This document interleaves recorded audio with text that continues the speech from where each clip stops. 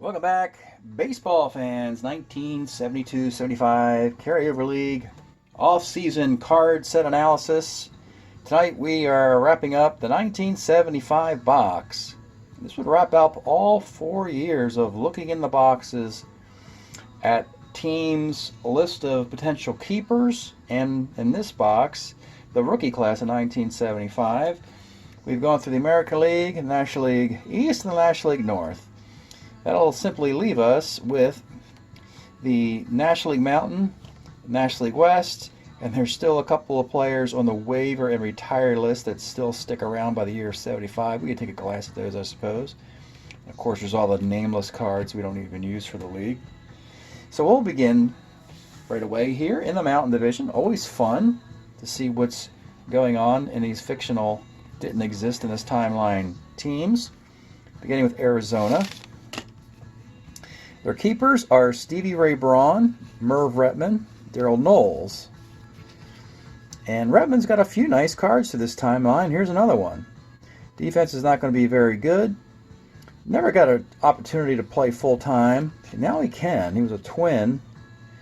Here he's got a full season, though. Hitting .302. I think this is the card they choose. That's a nice card there. Merv Retman in the outfield. His great batting average he had with Baltimore in their World Series years is now gone. Still a good defensive player, has a nice on base, but he's only hitting .239. And then there's Daryl Knowles. He's okay here, but he's had better cards in the previous seasons.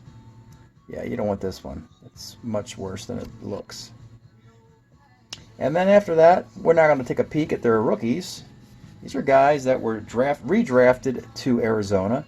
Remember, all expansion teams have to get some talent in their farm system, even if it's not particularly good. So they have this guy, Billy Baldwin, who would be an interesting corner outfield option, though he's not particularly good. But, yeah, .221. You have Jim Mason, a left-handed hitting shortstop, but no power and no stick or defense either. So that's probably not going to work. From Sharp Minds comes Bill Sharp.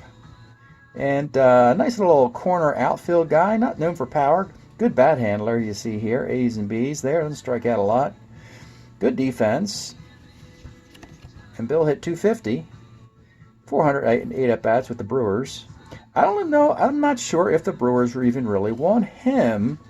As we know, they're going to get into the Ogilvies and the Gorman Thomases and the Sixto Lezcanos. So he might wind up here in Arizona as one of the choices. But we have Mike Vail. Nice card here. Really tags right-handed pitching here. Was a Met, played for the Cubs as well. .302. This Arizona team likes to draft guys with batting average. You had Merv Retman. We saw him earlier when he once had batting average. Well, Vail could replace that, though no defense. So some kind of Vail Retman. Plus, you can make him an everyday player. Batting average isn't there, but the power is. That's a fun card. How about catcher Pete Varney? This is a fun card. He could be an everyday catcher. Look at the power over here. 0 arm. Could be worse. About .260 hitter, .270. .271 hitter, 107 at-bats. You're always going to find small sample guys showing up on these expansion teams. Here's Pat Darcy. I think he would have... Did he not serve up that Carlton Fisk homer in the 75 series? I can't remember. Thought he did. Here he is, if that's the case, and that might be the homer right there. Starter 6 for the Cincinnati Reds. .357 ERA. And look at the big one-loss record because he pitched for Cincinnati. That's an okay card, though. It's kind of a fun card to have for an expansion team. Tom Johnson walks a lot of lefties with homers, but he's good over here against righties. It's all very long man, relief 4. That's a pretty deep system, at least. A lot of players to consider in the rookie class. Though the very first card we looked at, Stevie Ray Braun, might be the choice. You get 2 picks, of course, in each of the 4 years. Colorado Rockies, always known for homers, walks, and strikeouts. They got Echeverria in a deal in the offseason. They like this card over here, notice the walks. Be a nice, actually could be an everyday catcher, but at least against lefties, he gets on base a ton. a team that doesn't like to, walks and strikeouts is what they prefer. Dave Duncan is a card in other years that's better than this one. And of course, Kingman, the poster child for the Colorado Rockies. He's had better years than this. I don't think they'll select this one, 231, but they got the 36 bombs, though. It's all over here, too. 16 on 7 plus another 7. Nice. Let's look at their rookies. Mark Hill, just an okay catcher, but look at the power for him against righties, at least. They got plenty of catchers, though. Jerry Martin. Needs a little bit more time to get better defense and more power. He's okay, though. Pat Scanlon, nothing special there. The champion of summer, Champ Summers, eventually gets the gig in Colorado later in the decade. Here he's just getting started, not much to see there. Now we see Billy Champion as a starter 5. I don't know, my starter 5s particularly go to Longman, and he gets beat up against lefties too much. 589, yeah. A lefty Jim Crawford. Hey, can you get some lefties out? Well, no homers. Walks. It's not great, but it's good enough to get into the league. Obviously, you don't want to get him knocked around over there. What's the ERA? I'm curious here. 362. That's very opportunistic. Look at that. 0 homers in 87 innings. Well, if you can manage to get those 0 home runs, Mr. Crawford, yeah. Of course, you roll in the hitter's card, not a lot you can do. Here we have Ozzy Osbourne, also known as Bill Osborne, a reliever. And he's okay against righties. We got Rick Rhoden, has a nice little career with the Dodgers and Pirates. This is a nice starter right here, nice card. Can't pitch on 3 days rest, of course, yet. But he's got a 3.09 ERA in 99 innings. This might be the best of the young players. Plus, this player will give you some longevity as opposed to some of these other guys who we know aren't in the game very long. All right. Continuing into the time zone, the Mountain Time Zone. We're going to go to Las Vegas. We're not going to leave it. We're going to put that handle in our hand and see what we got here. We got Tommy Davis, still hitting and DHing, 283. Danny Frisella, still kicking around and still doing Danny Frisella stuff over there. But he's okay over there as well. 1-6, 3.12 ERA. Now he's a Padre, wasn't Met. You can see the shine on these cards, by the way. The 75 cards have a shiny gloss texture to them. And they're rookies for your Las Vegas squad. Hey, you got a 2 second baseman, Rob Andrews. Wasn't a 2 very long. He was the Giants everyday and Astros everyday second baseman for short periods here. At least he's a 2. The stick's not that great. Kurt Bavacqua, utility player. Bat's not quite there. Has some walks and versatility. That's valuable. How about Greg Gross? Here is a corner outfielder. It's 294. No home runs. Not many extra base hits. Boy, he'd be a great pinch hitter, wouldn't he? Well, that's what he became through the entire decade and the early 80s as well. Here he gets a full-time gig for an expansion team. There you are. If you need an everyday player, and remember, if you need an everyday player, a lefty who gets on versus lefties is very valuable. Plus, he gives you some defense and these extra strategy, bunting and hitting and running, and a good base runner. So Gross is pretty valuable for an expansion team. Bug Martinez was known for a great throwing arm, but here he doesn't have it yet, so I'd wait for that to happen. Dick Sharon, good defensive outfielder. Gets on against lefties more than righties. He's okay. Nothing particularly amazing. 194. Well, Andrews, 2 defense, and Gross, his 2-ness is nice with the bat. And I think we'd probably go with Davis and Frisella in earlier years. Which leads us to the final team, the team that won the division a year ago, Portland. Portland has Ron Blomberg. He's got a better year in a previous year than this. Angel Mengual, nothing particularly great there. And Frank Robinson still putting up some intriguing numbers. Here it is, the long ball. My goodness, Frank. Still being relevant at age 40 or 41. Only hitting 237, but a Very opportunistically placed, 9 homers and 118 at-bats, and there you have them, a bunch over there, and you got the walks to help over here. You got a pretty much an everyday player, full-time DH, as a 41-year-old. We're probably going to go, he's going to have a nice long run. We're not in a hurry to get here. We'll probably go with a 72 card. That would be the first year away from Baltimore. I think he was a Dodger in 72. That's the year they'll probably pick. And their rookies, Rich Blatt, nothing particularly good other than some defense in center field. A 2 center fielder's nice. Bobby Mitchell, here you go. Can't field very well, but he can rock some home runs, draw some walks. Nice card, could be an everyday player. It's 249, 9 homers in half a season. You could play this out mostly against lefties, increase this percentage so he plays exclusively in a platoon. It would look pretty good.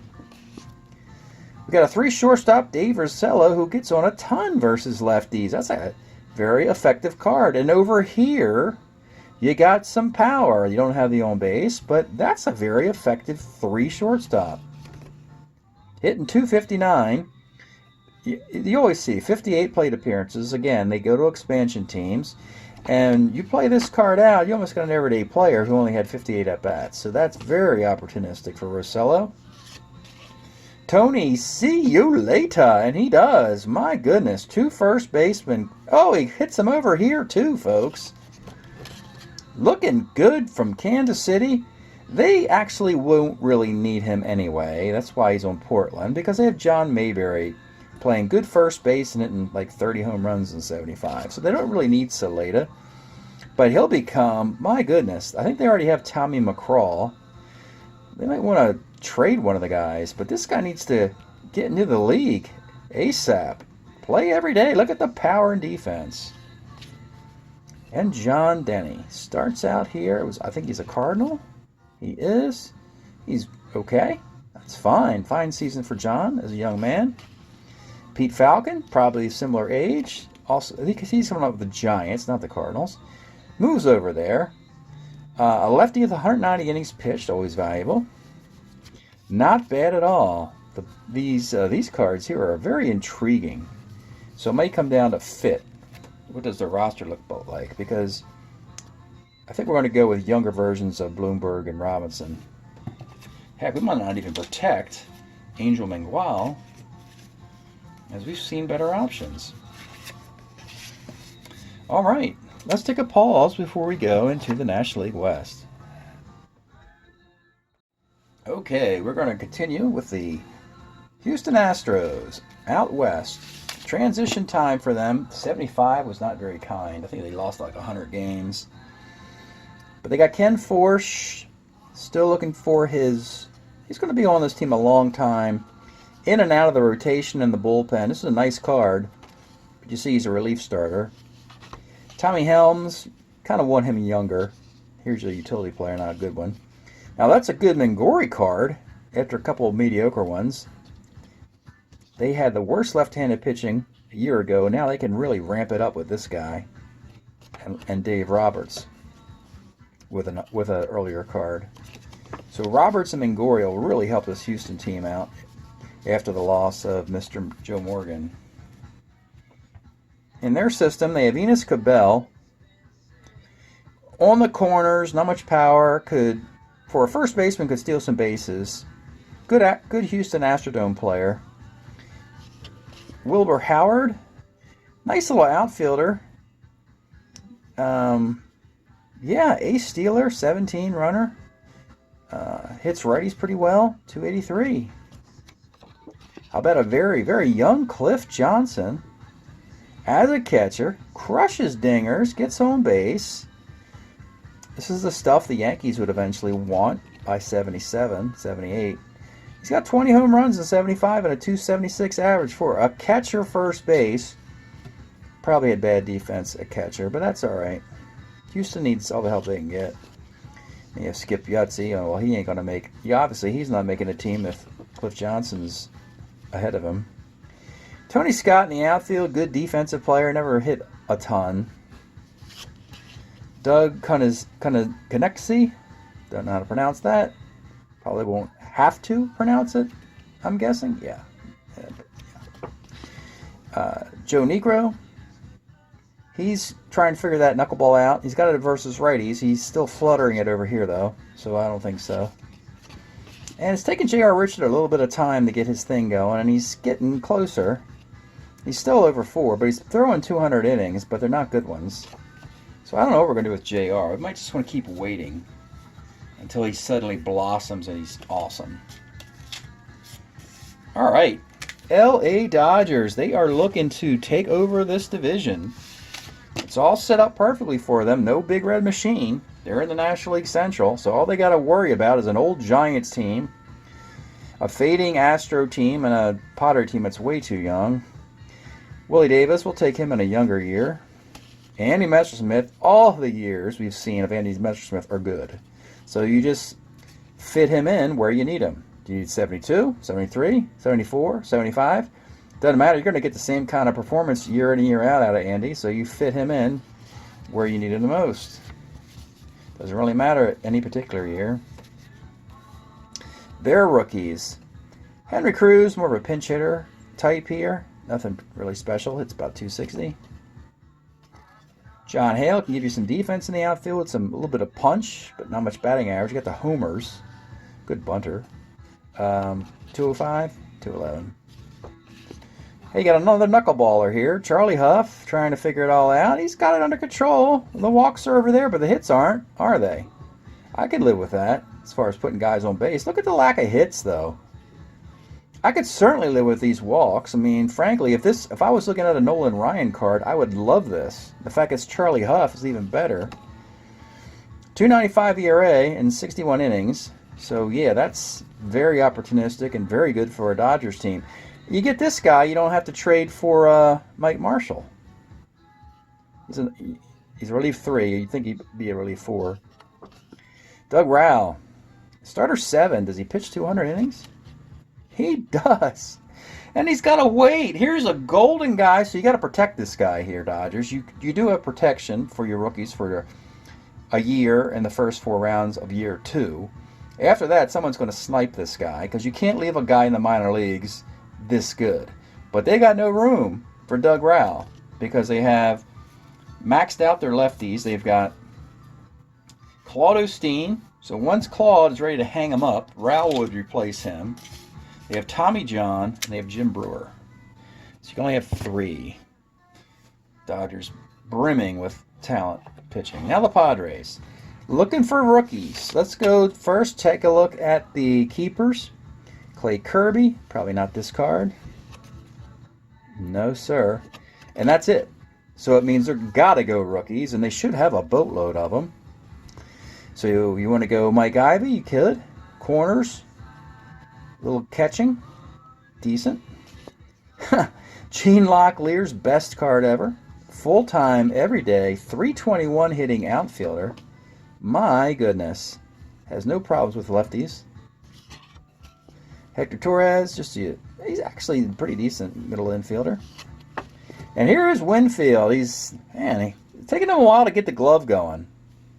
You know? He was a 4, then a 4, now he's a 3. It's going to be a little bit before he's a 1. I'm not crazy about these stats. I think he might have better stats than 74. This seems... I was expecting more out of Winfield. Maybe at 74 he's got better stats.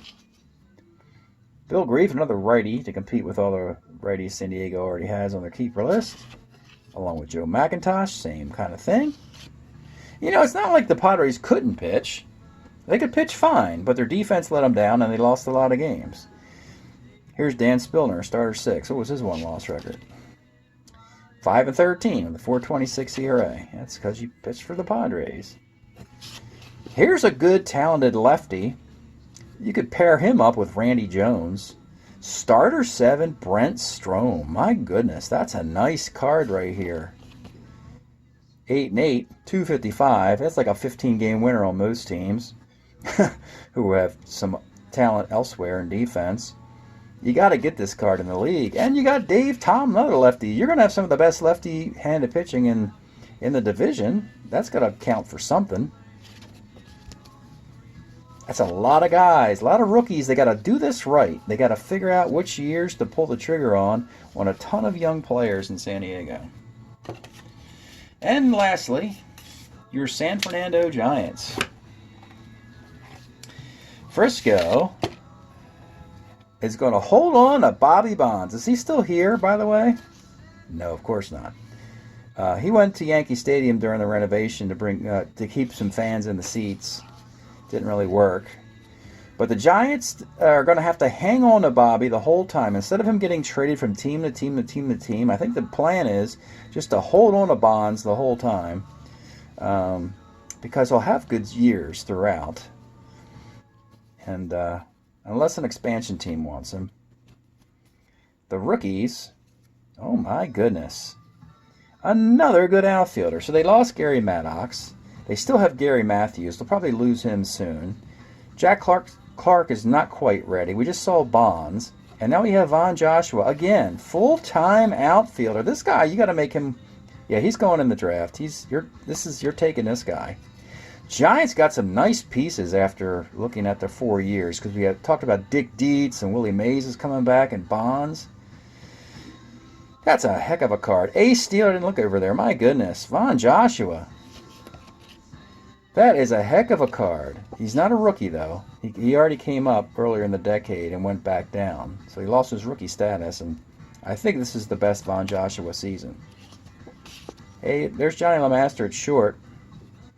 Look at the power and extra base hits over here with nothing else. That's intriguing. How many shortstops do you see with that many homers? Trade them to the Colorado Rockies. They love homers. 189 hitter. Bruce Miller, utility infielder. Nothing special with a bat or a glove. Just a guy. A jag. Steve Olivares. Corner infielder. Had some time here. Also went to the Cubs later on. Always drew walks. Hit righties better than lefties. And that's 289 average. Mike Sadick. Well, Mike, you're not so bad. He's got a +1 arm and no power, and then doesn't get on a whole lot. There's a 236 hitter. Got a triple over there. Kind of a weird card. But again, we know we're going to go with Dick Dietz as our catcher.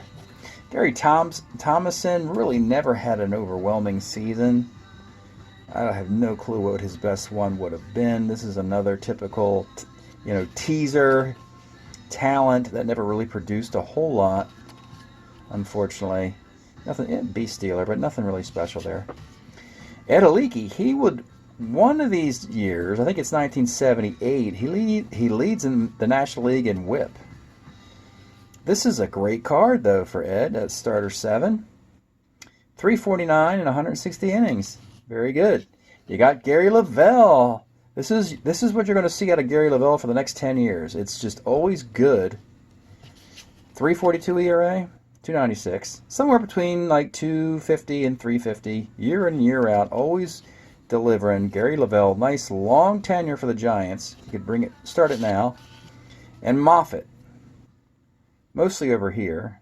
A lot of guys on base over there. Look at all the guys. Look at all these, and their pitchers. They're just loading up with talent here. Montefusco. Does he go on 200 innings here? Oh my goodness. So this, I think, is Montefusco's best year. You got a top of the rotation starter in your rookie class. Look at these Giants. So maybe pump the brakes a little bit on the Dodgers walking away with this division, because you got Joshua, you got Haliki, Lavelle, and Montefusco. Montefusco, if you need, Joshua and Montefusco, you're going to take Bonds in an earlier year. And these Giants are going to get a little bit younger, a little bit, and they're going to challenge the Dodgers out west. We mentioned some waived players. We've done analysis of these guys: Alomar, Broberg, Sherman, Cruz, Tovar, Delcan, Fregosi, Kubiak, Boswell, Stanley Gogolewski. We've done analysis of the waived players in our Tuesday series. And the retired guys, which is very peculiar, but sometimes entertaining, meaning that they actually just missed some years. Gary Sutherland missed years with the Expos, came back to the Tigers, and had a pretty decent year. Jack Heidemann missed some time, did not do very well. Elrod Hendricks, a -1 arm catcher with some power. Don Carruthers missed some time, and he came back. So these are all guys who played in 71, could not be put on waivers because they didn't have a card in 72. Missed some more time, and then eventually resurfaced with a 75 card.